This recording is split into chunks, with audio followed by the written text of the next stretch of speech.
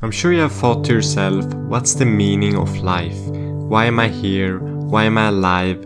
What's stopping me from shooting my nagging bitch of a wife with a shotgun? Well, a bit of a spiral. We're actually here to answer the meaning of life. There are different ways to answer this question. I will be going through them and rating them based on my own opinion.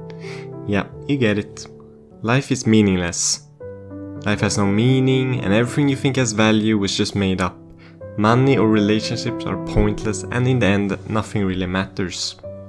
This might sound a bit depressing, but it gives you a lot of freedom in life, I feel. No matter if you're successful in your career or not, at the end of the day, nothing really matters, so the pressure is kinda off. You can kinda chill having that in the back of your head. You can also see it the other way and feel a sense of despair that life is meaningless, and this way of thinking could also make you lose motivation to pursue your own goals in life. Because, they're meaningless anyway. There are different philosophies towards this life is meaningless kind of way, but they each have a different way of responding to it. Let's say you're the famous Sisyphus, the guy that pushes a boulder over and over just for it to roll back down. A nihilist might eventually choose to stop pushing the boulder, saying how the task is pointless, making it unworthy of effort. However, an absurdist would find value in the act of pushing the boulder itself, going against its meaning as an act of defiance. I love this philosophy that life has no meaning, because I choose to look at it in the positive way rather than the bad way, and it's probably true, so A tier. Life is about worshipping God. Life's goal is to serve and worship the Almighty God and follow the laws of your religion. All of life's morals and choices are handed down to you by a playbook, which gives you a clear set of rules and purpose, and you can find comfort in the idea that a higher power is watching over you. This obviously differs from each religion, but the big ones work like this. Your morals and choices are written in an ancient book written thousands of years ago. An all-knowing, powerful God who watches over you and protects you. He chooses the good that will happen to you if you follow his faith with blind trust. When life gives you a tough challenge, they might view it as a test of their faith or an opportunity to grow handed to them by the mighty God. That God has a plan for them, and it's all about following his plan.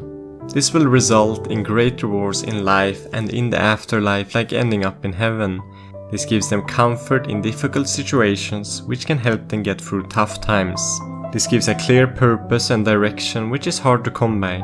A good moral guideline, well, most of the time at least. And obviously religion is a place of community where people with similar beliefs can connect. Religion is not all good though. Religious people tend to be a bit passionate about their beliefs and can see others with different opinions as a bit of a threat and want to hurt them.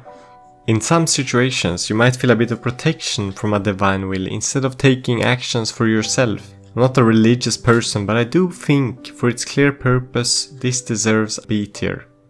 Life is about survival or reproduction. This is where organisms survive and develop through natural selection. The point of life is just to survive, which in this day and age isn't that common of a thought, as humans have adapted so well that you have to try so hard not to survive. Well, at least for the majority of the world. Me myself, I'm just a spoiled monkey having a great and fortunate life. This is more of a biological perspective where the strongest species survive. They can view situations like cooperation as a strategy to survive, like how animals or humans form groups. It's not a very fun one though, as there are no moral or meaning behind it. It doesn't count human emotions, ethics or beliefs, and we are here to shit on people's morals, which I can't do now, so C tier. Cynicism, or being homeless as I call it, is a great way to pursue life. True happiness doesn't come from wealth, power or social status, but by living a simple life free from possessions which make you gain full freedom and self-control. So being homeless pretty much. Diogenes was one of the founders of this way of living, and he was the GOAT. He decided to throw away everything and be homeless. He was free from societal pressure and didn't rely on any external factors for happiness. But you might be seen as a bit of a freak if you decide to go for this. I myself have decided to adopt a cynic lifestyle with minimal materialistic possessions, but my friends tend to be a bit unsupportive of it. Imagine you're thinking of buying a luxury car, a clear symbol of status and success. The cynic wouldn't go for a luxury car and instead choose a more modest and practical vehicle, or maybe no vehicle at all if there are other transportation methods. Luxury isn't real, and their happiness wouldn't come from these materialistic possessions. I think this is a great way to live. Obviously don't be homeless, and instead find a middle ground where you're free from pointless possessions like your $2,000 manga collection. S tier. Become a robot or transhumanism. Well, not really a robot, but the goal is to advance life through different ways. Pretty much extending life, enhancing intelligence, and improving physical abilities. So I've seen this guy on TikTok trying to prolong his life, and that's all he does, a pure focus towards that. He wastes all his time tracking everything from food to sleep. You might think that sounds sad, because you're wasting your life trying to live longer and forget to actually enjoy it, and that is obviously true as well. But I guess if he's successful, he could help humanity with his research, but still pretty shit to deter. Last way to look at life is just to have fun. The meaning of life is just to enjoy yourself and have a happy life filled with pleasure. I guess this kinda goes into life being meaningless, so you just maximize happiness. Let's say you're thinking about getting a bland, disgusting salad for your health, or a good, juicy burger that tastes so good it makes your mouth water. You should obviously go for the burger without much thought of the long-term effects of eating the unhealthy meal. You should live in the moment and enjoy life's simple pleasures without spending much time worrying about the future. A simple and effective way to live your life, but I think you need to have some sort of balance in your life.